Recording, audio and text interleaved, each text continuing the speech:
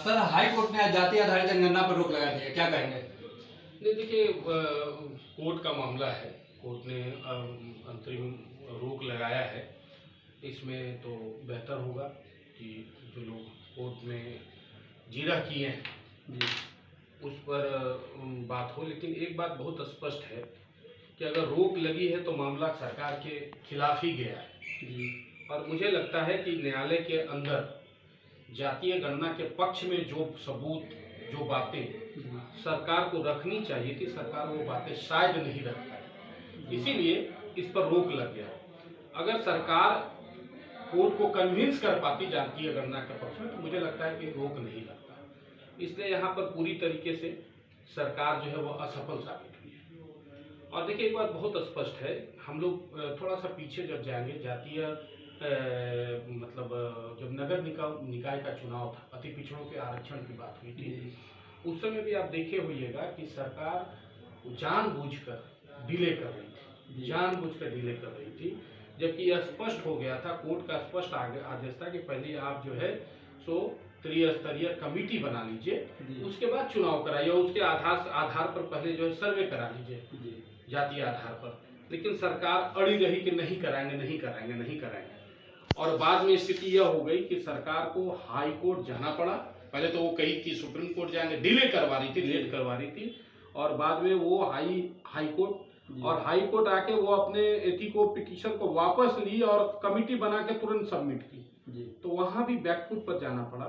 और इस मामले में भी देखिए, जो मामला अभी सामने आ रहा है, इस मामले में बड़ा स्पष्ट है कि जो अधिकार राज्य को नहीं है, सबसे पहले अगर आप उसको करना चाहते हैं तो जो संबंधित कानून है उसमें संशोधन करके, जिस तरह से शिक्षक नियमावली में या आप किसी को जेल से छुड़वाते हैं तो कैसे कानून में संशोधन कर लेते हैं, उसी प्रकार से अगर जातीय गणना को ईमानदारी से करवाना था बिहार में, तो जो कानूनी दांवपेच था सरकार को पहले उसको पूरा कर लेना चाहिए था, तब जातीय गणना का काम करवाना चाहिए।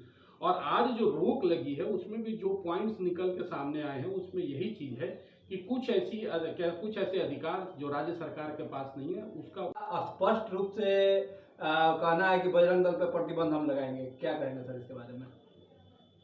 नहीं, देखिए प्रतिबंध की जहाँ तक बात है तो ये वही लोग हैं जिन्होंने कभी प्रभु श्री राम पे आरोप लगाया, कभी प्रभु श्री राम के अस्तित्व पर आरोप लगाया, और कभी प्रभु श्री राम के मंदिर पर के औचित्य पर आरोप लगाया, सवाल खड़ा किया। और अब ये जो है राम भक्त हनुमान पर सवाल खड़ा कर रहे हैं और हनुमान के भक्तों पर सवाल खड़ा कर रहे हैं।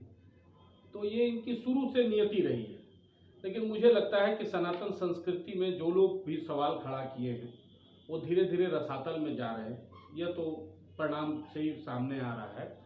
कौशलेंद्र जी के लिए विशेष संदेश यही है कि अगर उनको बजरंग दल पे अगर लग रहा है कि प्रतिबंध लगाना चाहिए, बजरंग दल अगर इतना जो है तो उनको गलत संस्था लग रहा है, तो सबसे पहले तो नालंदा में जो जदयू के नेता के घर से विस्फोटक हिंसा के बाद जो विस्फोटक सामग्री मिले, जिस तरह से बम मिले, कारतूस मिले, हथियार मिले, और जिस तरह से तथाकथित कुछ धर्म के लोगों द्वारा जो बम बनाया जा रहा था और वो बम विस्फोट हुआ, लोग घायल हुए, खास धर्म के लोग थे, और जिस प्रकार से कौशलेंद्र जी के सरकार ने लीपापोती करके उसको पटाखा बनाने का सामग्री साबित कर दिया जांच रिपोर्ट में, जबकि वो बम था, बम बना रहे थे सूतली और सारा चीज, लेकिन जांच रिपोर्ट में बताया गया कि वो बम नहीं बना रहे थे, पटाखा बना रहे थे।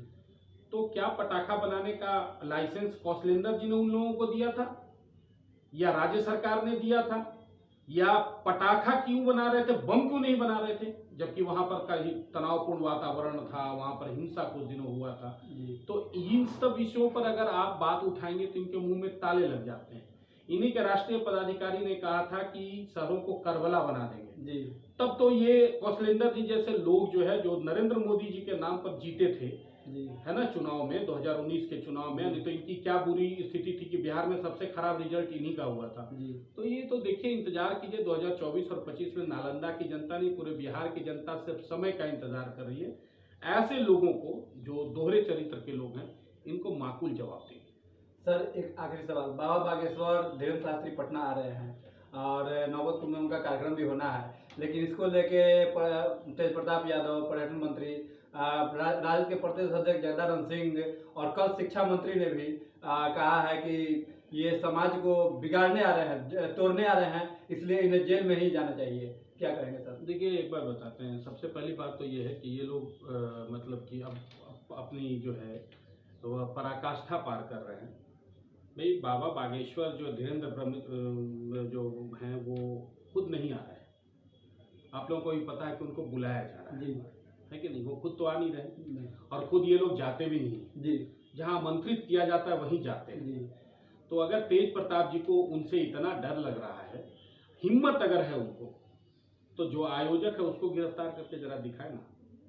जो लोग उनको बुला रहे हैं, अगर उनकी हिम्मत है तो जरा उस आयोजक को गिरफ्तार करके दिखाएं। अब जरा धीरेन्द्र जी को, बाबा को जरा रोक के दिखाएं।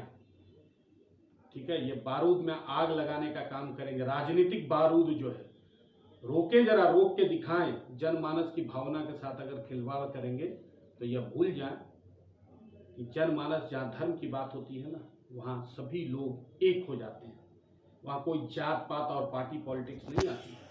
राष्ट्रीय जनता दल और कांग्रेस और जेडीयू के लोग बाबा का सम्मान नहीं करते, ऐसा थोड़ी है। सभी लोग करते हैं धीरेन्द्र शास्त्री का सम्मान।